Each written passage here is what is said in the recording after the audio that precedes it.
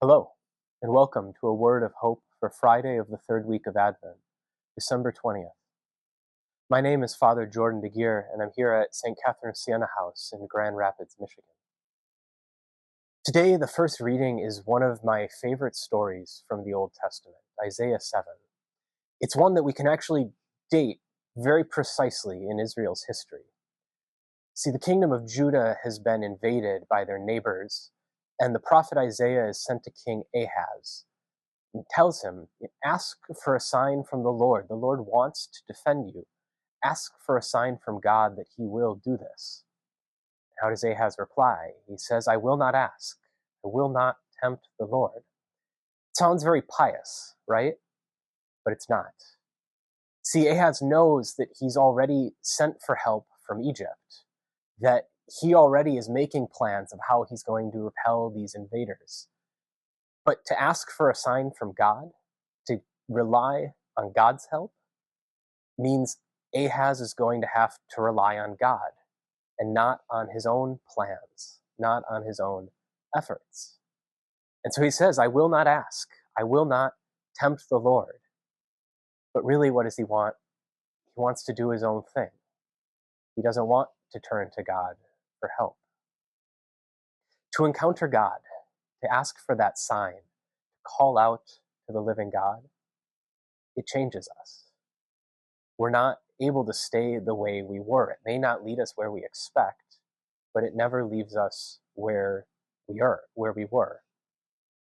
It's the same thing in the gospel, the story of the Annunciation that we hear today. The angel Gabriel is sent to Mary and invites her to be the mother of God's own son.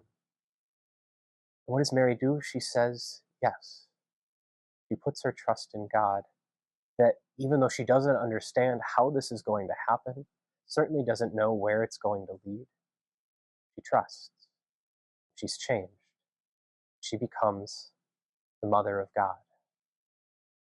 To encounter God, call out to him, to meet him, is to be changed.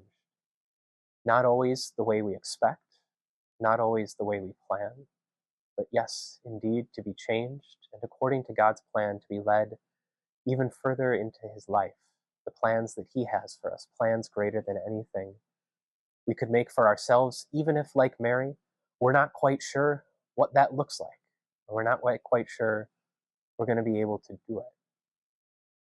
It's the same for each of us as we prepare for the celebration of Christmas. God is coming. He wants to meet us. He wants to encounter us. If we do so, we won't stay the same. We will be changed. So the question in these final days of Advent is, are we ready? Do we want to meet this God?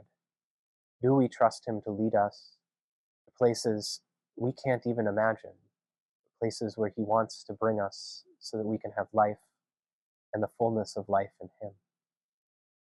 This Christmas, how do you need to be changed by encountering the living God who comes to meet us?